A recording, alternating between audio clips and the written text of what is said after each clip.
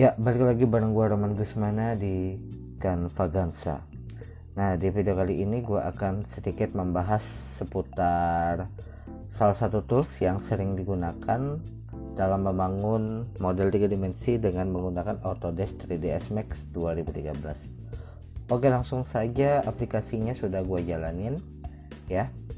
Nah, di sini yang gue mau perkenalkan adalah sebuah section baru ya, tepatnya di sebelah geometri. Jadi kalau di beberapa video sebelumnya kita banyak bermain di geometri ya. Geometri itu terdapat pilihan lagi, ada standar, lalu terdapat extended primitive juga sampai dengan stairs, yang mana di dalam geometri terdapat model-model 3 dimensi yang siap pakai. Nah, tetapi di beberapa kondisi kita butuh sesuatu yang lebih luas lagi supaya hasil 3 dimensinya menjadi jauh lebih variatif ya. Nah, di sini gue perkenalkan section baru dalam permodelan ya, di dalam create ya, letaknya di samping geometri. Shapes ya, shapes ini bisa dipilih dulu. Lalu untuk pilihannya dia lebih sedikit, hanya 3 ya.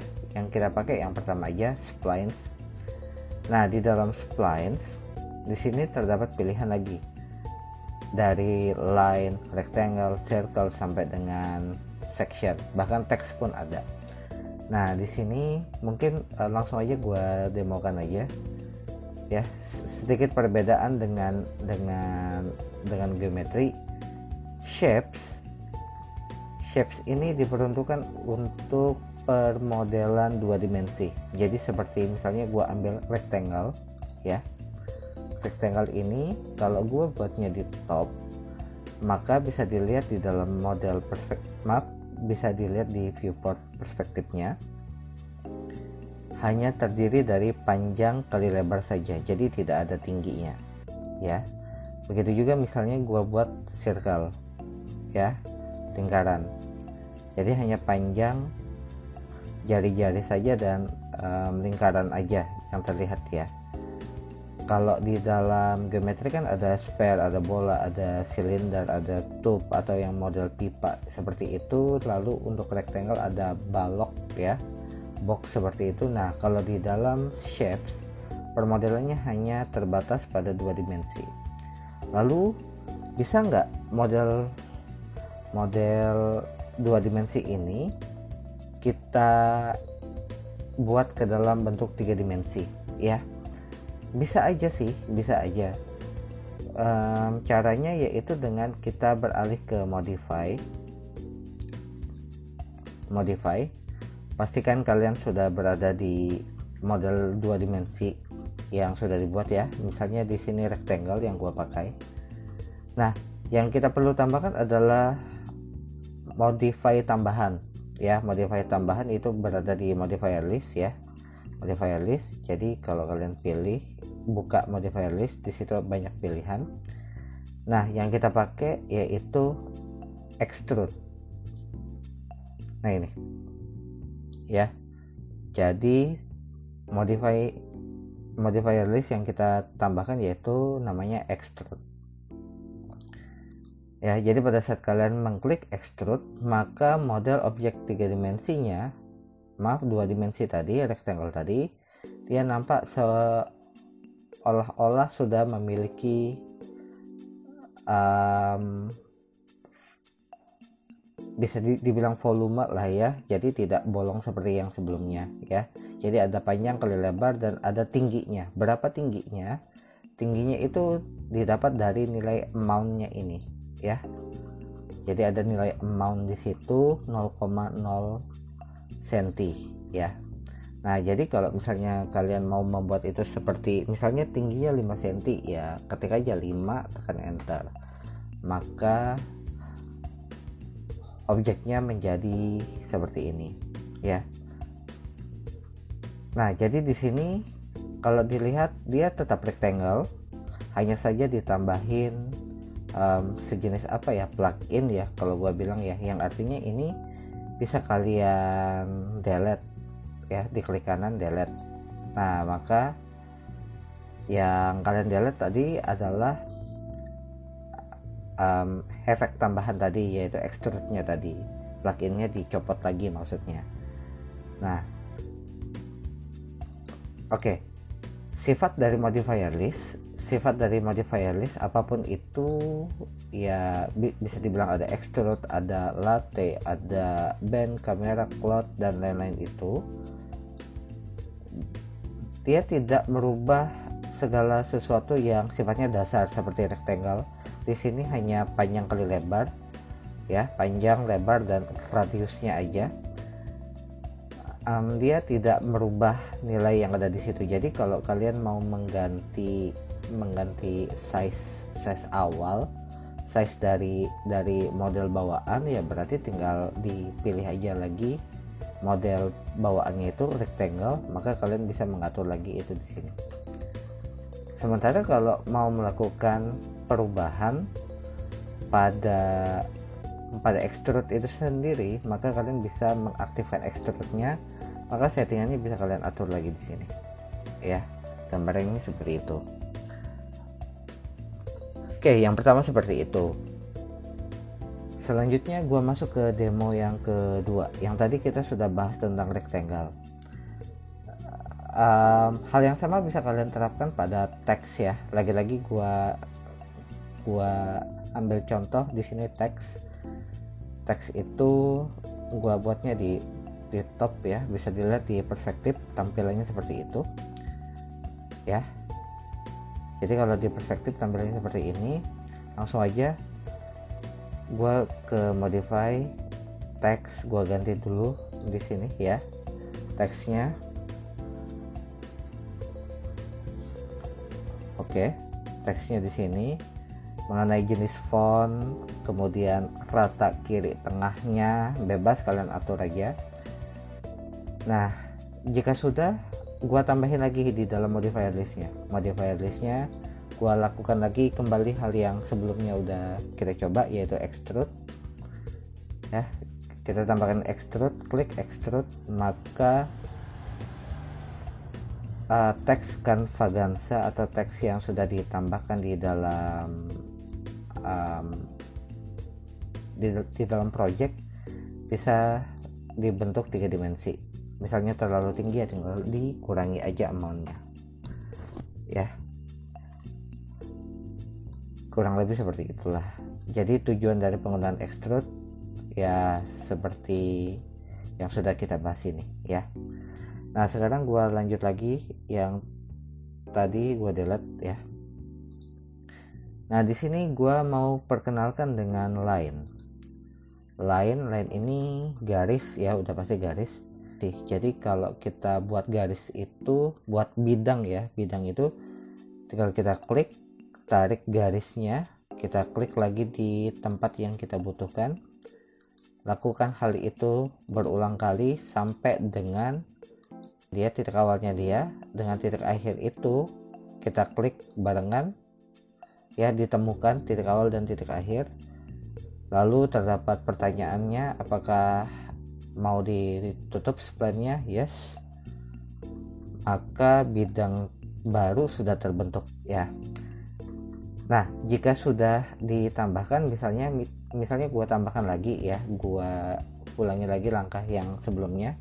Di dalam modifier listnya gua tambahkan extrude ya. Nah, maka modelnya menjadi seperti ini. Oke, lanjut, gue coba lagi. Diklik, klik. Tetapi misalnya tanpa sengaja kalian mengklik bagian kanan mouse ya. Pada saat kalian mengklik kanan, maka garisnya terputus.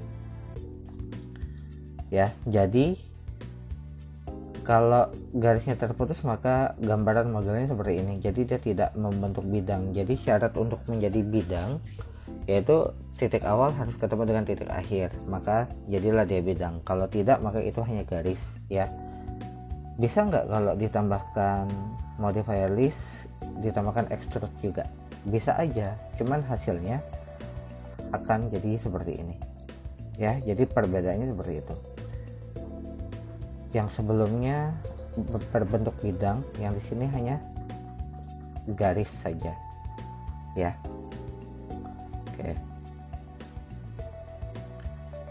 Oke, untuk yang garisnya gua delete dulu sehingga bentuknya menjadi seperti ini.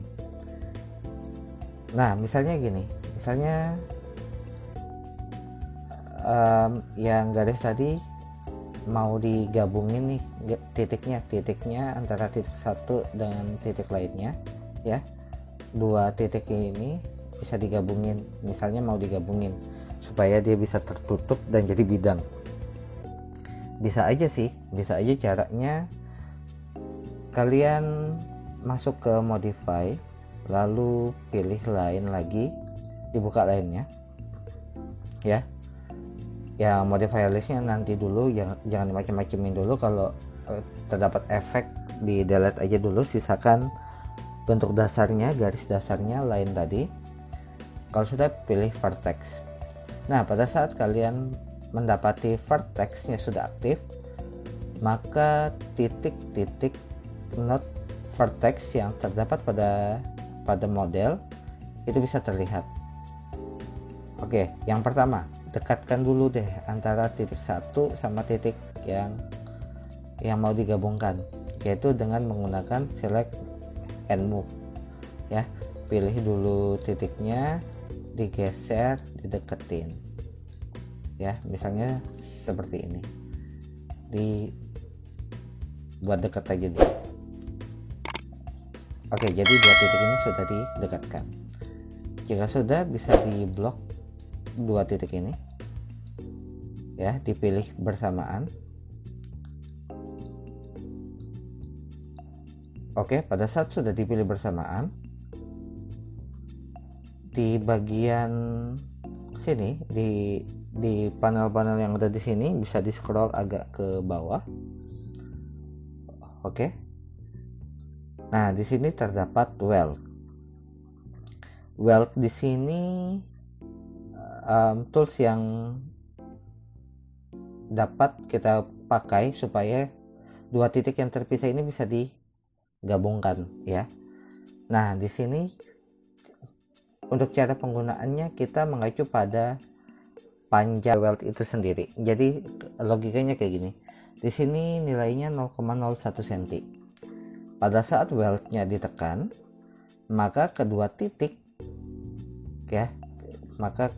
yang ada di sini dia akan maju bersama-sama sepanjang 0,01 cm ya, sampai dia ketemu titik tengahnya.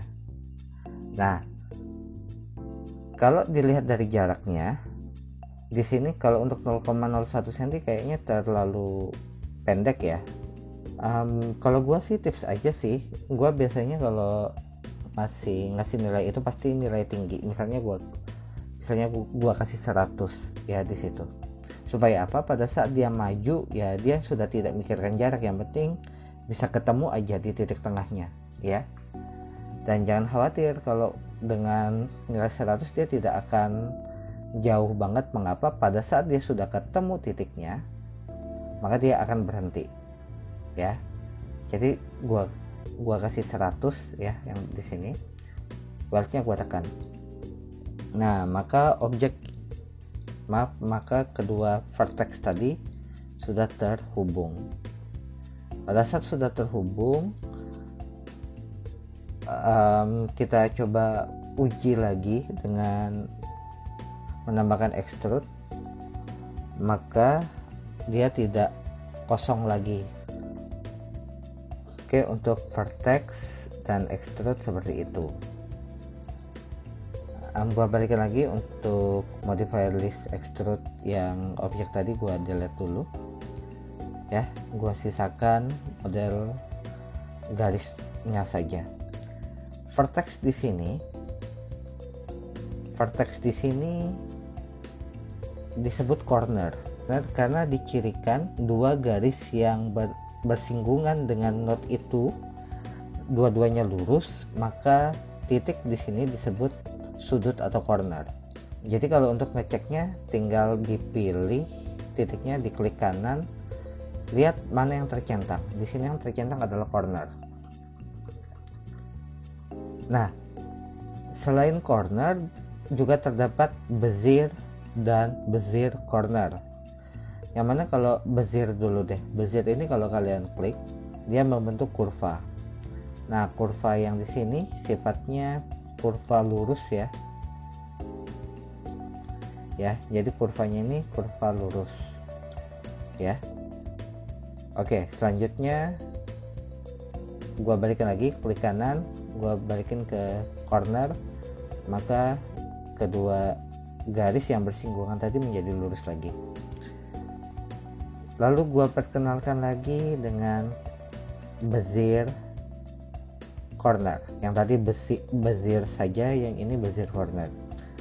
Kurva yang dibentuk adalah kurva per masing-masing garis ya. Jadi masing-masing garis yang bersinggungan itu dia punya kurva yang bisa digeser sendiri.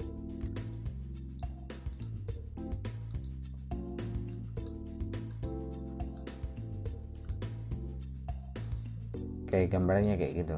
Gua perkenalkan satu lagi bagaimana cara membuat sudut lurus ini menjadi melengkung ya, seperti yang tadi kan melengkung dengan bezier dan bezier corner. Oke, cara yang gua gunakan yaitu namanya fillet. Fillet itu masih di dalam bagian vertex. Oke, langsung aja cara penggunaannya. Gua pilih dulu, gua klik ya, gua pilih dulu sudut yang ada di sini, gua buat dia menjadi melengkung ya. Gua pilih dulu titiknya.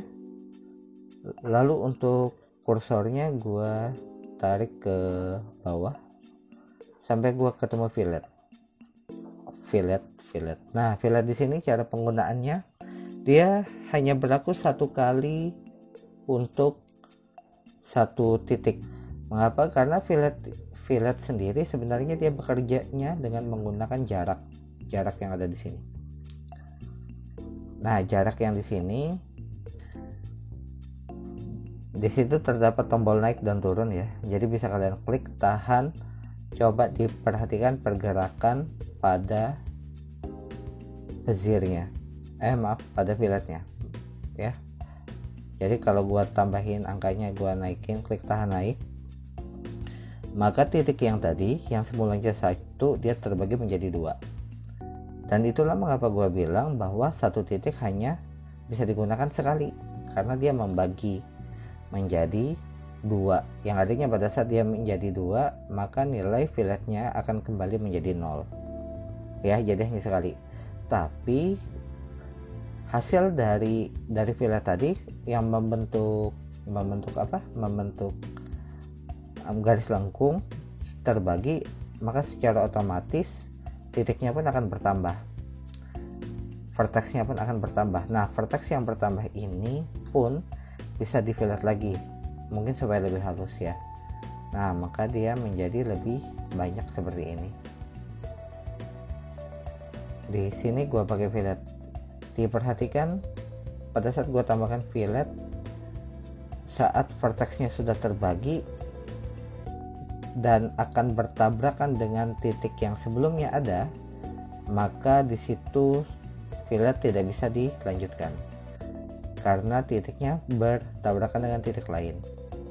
Nah, di sini ada satu titik di fillet ya, maka dia tidak bisa lebih dari yang di sini karena dia bertabrakan dengan titik yang sebelumnya ada di dekat itu. Misalnya tanpa sengaja kalian blok titik yang ada di sini, lalu kalian fillet, ternyata dia tidak bisa. Itu bukan karena aplikasinya hang atau apa, enggak, bukan, karena titik yang ada di sini dia ada dua ya, ada dua dan itu berdekatan karena proses fillet dari titik-titik sebelumnya membuat kedua titik ini bertabrakan. Gua misalnya buat demo singkat aja deh bagaimana cara menggunakan line dan fillet tadi supaya bentuk baru bisa kita buat ya. Oke, gua buat ngasal aja.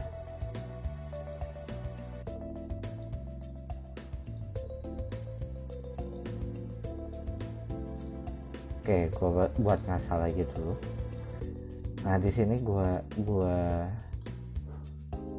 putus ya, bagian di sini gua putus. Nah di sini gua dapat satu garis ya, garis yang sudah gua bentuk. Di sini gua buka vertexnya, lalu gua coba perbaiki dulu bentuknya. Di sini gua rapihin sedikit ya. Oke, di sini gua klik kanan, gua pilih bezier corner.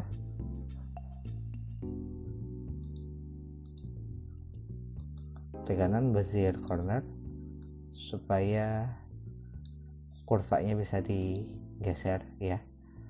Lalu di sini bezier corner. Oke, gua putar sedikit, gua geser biar lebih rapi. Oke, di bagian di sini gua klik kanan, gua pakai lagi bezier corner.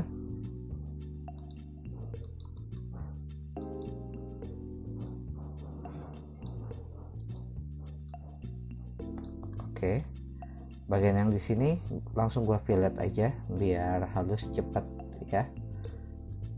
Oke, yang di sini gua tambahin lagi bezier corner, gua putar aja. Oke, bezier corner lagi supaya dia menjadi lengkung seperti itu. Oke, misalnya kalau kurang rapi bisa diperhalus lagi ya. Di sini gua duplikat ya, gua duplikat, copy. Nah di sini gua kenalkan lagi satu tools namanya mirror. Dia beradanya di sini mirror. Jadi fungsinya mirror itu membalik arah aja ya. Jadi kalau dari kiri ke kanan ya, vertikal atas bawah, gua pilih ini, gua mirror. Nah di sini pilihan gua mirrornya X ya, sesuaikan aja pilihannya, disesuaikan aja, lihat di layarnya aja. Jika sudah benar tekan OK, lalu kita deketin. Nah di sini adalah dua objek yang berbeda ya, dua garis artinya ya. Nah dua garis ini mau kita gabungin ya, kita deketin aja dulu ya, dua garis tadi kita deketin. Garis yang pertama gua pilih modify ya, modify-nya dibuka, garis yang pertama. Lalu gua scroll di sini, gua cari attach ya, gua klik attach. Pada saat gua ngeklik attach pada garis ini, maka saat gua dekatkan dengan garis lain, maka kursornya sudah berubah nih. Yang sebelumnya tanda navigasi panah seperti biasa, sekarang menjadi seperti tanda tambah bulat-bulat seperti itu ya. Oke, langsung aja kita klik. Nah jadi tugas dari si attach tadi yaitu membuat kedua garis menjadi satu bagian, menjadi satu garis maksudnya. Tapi di sini masih belum bisa kalian lihat modelnya. Mengapa? Karena dia garis yang belum terhubung titik-titiknya. Jadi dua garis yang terpisah jadi satu bagian aja, tapi belum menjadi bidang. Bagaimana cara menjadi bidangnya? Balik lagi ke beberapa menit yang lalu, yaitu kita beralih ke, kita buka lainnya, vertexnya dipilih ya. Titik yang di sini kan belum nyatu nih ya, belum nyatu nih. Ini ada dua titik yang saling bersinggungan, nggak apa-apa, di blok aja dua titik ini. lalu kita weld ya, di weld seperti yang sebelumnya, di weld biarkan aja nilainya tinggi 100 di situ weld. Nah, maka kedua titik tadi yang terpisah sudah digabungin. Begitu juga bagian ekornya, dua titik yang saling bersinggungan kita blok, lalu kita pilih lagi weld, tekan weld. Nah, maka di sini garisnya sudah menjadi satu, dan untuk pembuktiannya yaitu dengan memilih modifier list, kita coba tambahkan extrude. Oke. Jadi yang semulanya garis saja, di sini sudah bisa kita lihat garis tadi bisa kita buat macam-macam bentuknya. Sudah kita sesuaikan. Lalu dua garis tadi kita gabungin, kita attach, lalu kedua titiknya kita weld, maka kalian bisa membuat objek yang lebih luas lagi, dan ini tidak terdapat pada model bawaan dari aplikasi 3ds Max, yang artinya ini sudah masuk ke dalam tahap pengembangan. Oke, cukup video kali ini, semoga bermanfaat. Kalau ada kritik, saran maupun ada masukan lainnya bisa ditambahkan di kolom komentar di bawah. Sampai jumpa di video selanjutnya.